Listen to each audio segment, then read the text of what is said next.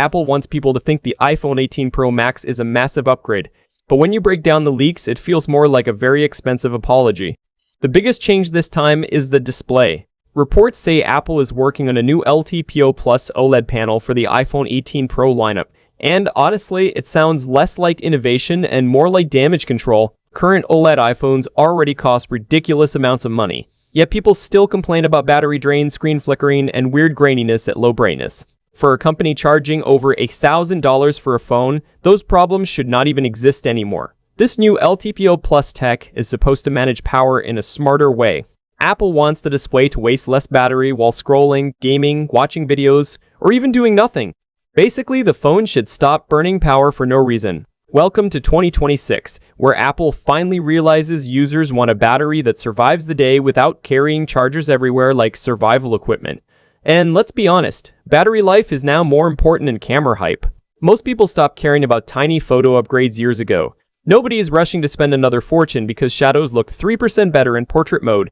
People want a phone that does not drop to 12% battery before dinner. The fact Apple is now focusing heavily on efficiency says a lot. Even Apple knows users are getting tired of charging anxiety. Then there is the low brightness OLED problem. If you have used OLED phones at night, you already know what this means. Grainy screens, flickering, strange green or gray tints in dark rooms. Some people notice it instantly, and once you see it, you cannot unsee it. Apple apparently wants to clean that up with this new display system. Again, nice upgrade, but why did premium phones even have this issue in the first place? The dynamic island is also expected to shrink. Not disappear, just shrink slightly.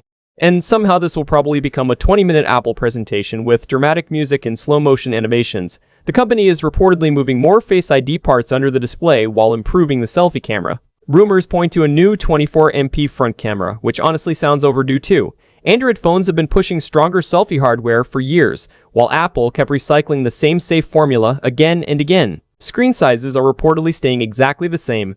The regular Pro stays at 6.3 inches, while the Pro Max remains at 6.9 inches. That alone tells you Apple has basically run out of ideas when it comes to hardware design.